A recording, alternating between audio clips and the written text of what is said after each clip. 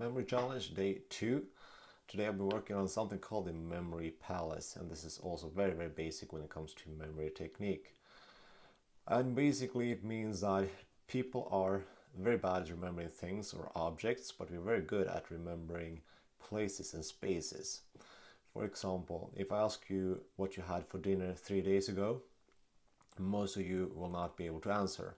But if I can give you some kind of clue to connect this dinner to, like where you had this dinner, like at a friend's house or at a restaurant, most people will actually remember exactly what they had, and probably even where they sat, at what table, or even what the waiter looked like.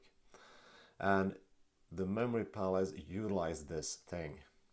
So what I did today, I created a couple of memory palaces, places I know really well.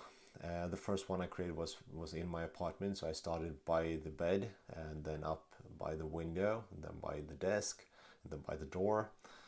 And instead of what we did yesterday, and where we linked together the dog, the car, the house, you just place an object on each location that you choose in your memory palace.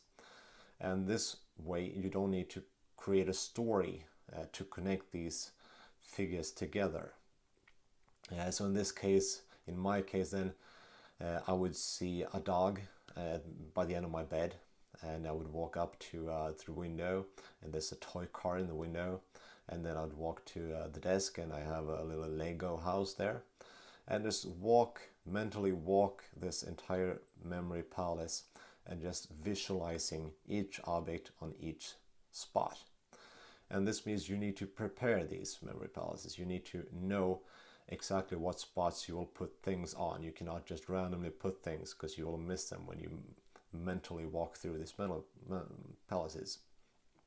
So you create, if you want to memorize 50 objects, you create a memory palace. It can be inside, it can be outside, it can be both, with 50 very clear stops where you can put things. And then just visualize everything. If you want to create something smaller, you can create the same memory palace with 50 stops, but you can put 3 or even 4 objects at each station, and then you have a memory palace with 50 spots, and you can memorize 150 or even 200 things.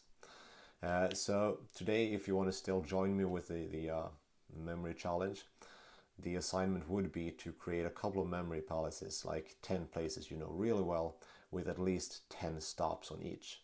And we're going to use this to memorize good stuff later on. And that's pretty much it for today. So see you tomorrow.